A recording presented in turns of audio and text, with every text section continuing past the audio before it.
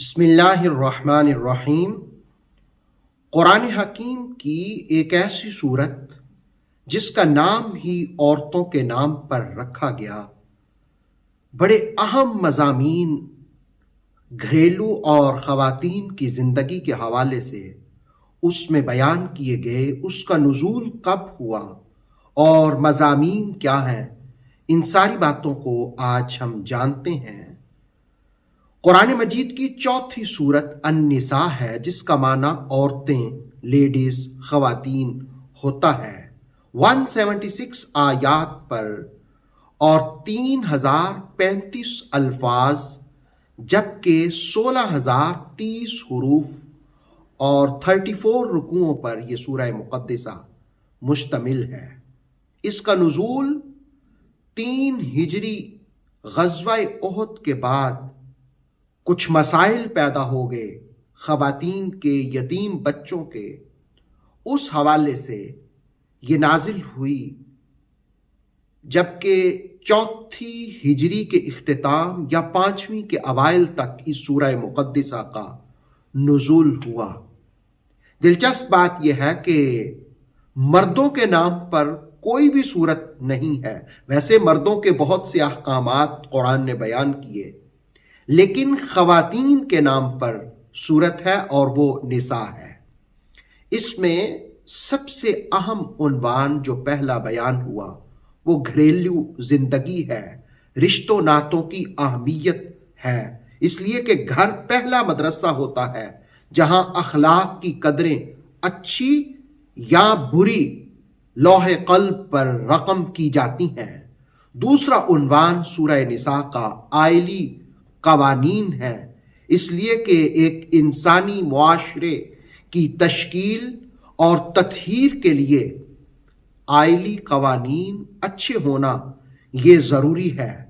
پھر تیسرے نمبر پر توبہ اور چوتھے نمبر پر قبائح سے اجتناب، 5ویں نمبر پر یتیم بچوں کی کفالت، اس لیے کہ غزوہ احد میں 70 سے زائد مسلمان شہید کر دیے گئے، ان کی فیملیز، ان کے بچوں، ان کی خواتین کے حوالے سے مختلف مسائل پیدا ہوئے، اس لیے کہ دور جاہلیت کے اندر یتیموں کے ساتھ جو خرد برد کی جاتی، ان کے خلاف سازشیں کی جاتی، قرآن حکیم نے ان سب کو جڑ سے اکھیڑ پھینکا۔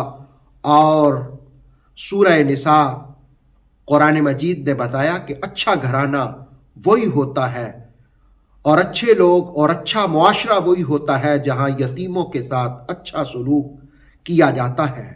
پھر 6 نمبر پر تعدد ازواج، اس معاشرے میں جہاں کوئی پابندی نہیں تھی، قرآن مجید نے پابند کیا اور افراد کی تطہیر کے لیے تعدد ازواج کا اگر اجازت دی 4 شادیوں کی، تو اس کی حکمت بھی اس سورہ مقدسہ میں۔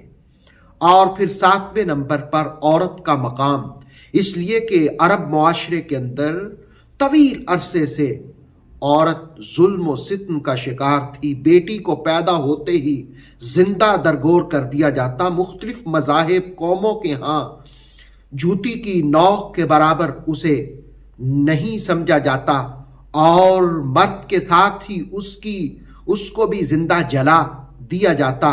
قرآن حکیم سورہ نساء نے کہا جس طرح مرد کے رائٹ ہیں اسی طرح خواتین کے حقوق بھی ہیں۔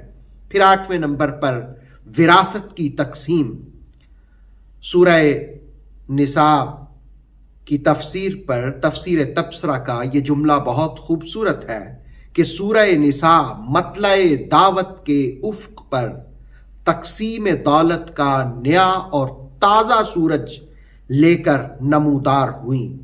دولت چند ہاتھوں میں رہے یہ معیشت بھی پسند نہیں کرتی، اور اسلامی قانون بھی یہ ہے کہ دولت کی تقسیم ہو، جس کا جتنا رشتہ قریب کا ہوتا ہے اس کو اتنی زیادہ دولت ملتی ہے۔ وراثت کے مسائل اور ان کے حصے سورہ نساء نے بیان کیے۔ پھر 8ویں یا 9ویں نمبر پر حق و باطل کی جو جنگیں تھیں ان کو بیان کیا، 9ویں نمبر پر انفرادی کردار کی طرف توجہ دینے کی حکمتیں بیان کیں، اور پھر 10ویں نمبر پر کہ امن کا نور پیدا کرنے کے لیے اطاعت رسول کس قدر ضروری ہے۔ 11ویں نمبر پر رسول اللہ کریم علیہ الصلوۃ والسلام کی حاکمیت کو تسلیم کرنا۔ 12ویں نمبر پر اہل اوامر کی اطاعت، اور پھر 13ویں نمبر پر مختلف جرائم کی سزائیں۔ 14ویں نمبر پر اس سورہ نساء میں ذمہ داریوں کا تعین اس کو بیان کیا گیا، اور پھر 15ویں نمبر پر وضو غسل کے بعض احکام، اور 16ویں نمبر پر نمازوں خاص طور پر صلاۃ خوف کا بیان، اور ہجرت کے سفروں میں جو مسائل پیش آتے ہیں مثلا تیمم، ان کو بیان کیا گیا۔ یہ مختلف قسم کے مضامین سورہ نساء نے بیان کیے۔ اس کی فضیلت یہ بھی ہے کہ بخاری کی حدیث ہے، ابن مسعود رضی اللہ تعالیٰ عنہ فرماتے ہیں کہ ایک موقع پر رسول اللہ علیہ الصلوۃ والسلام نے فرمایا کہ ابن مسعود مجھے قرآن سناؤ۔ عرض کیا یا رسول اللہ قرآن تو آپ پر نازل ہوا۔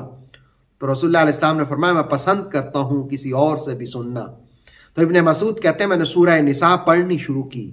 جب میں اس کی 41 نمبر آیت پر پہنچا، فَكَيْفَ إِذَا جِئْنَا مِن كُلِّ أُمَّةٍ بِشَهِيدٍ وَجِئْنَا بِكَ عَلَى هَؤُلَاءِ شَهِيدًا، کہتے جب میں اس آیت پر پہنچا تو رسول اللہ علیہ الصلوۃ والسلام نے فرمایا کہ بس یہی تمہارے لیے کافی ہے۔ اور پھر ابن مسعود کہتے ہیں قرآن مجید کی یہ سورہ مقدسہ سن کر رسول اللہ علیہ الصلوۃ والسلام کی آنکھوں میں آنسو آ گئے۔ سورہ نساء مختلف گھریلو مسائل، آئلی قوانین، یتیم بچوں کی کفالت کے حوالے سے نازل ہوئی۔ اس کو پڑھنا، جاننا، سمجھنا اور اس کے احکامات ایک مسلمان کو جاننا ضروری ہے۔ انشاءاللہ ترتیب سے ہم اس کی آیات پر بات کریں گے۔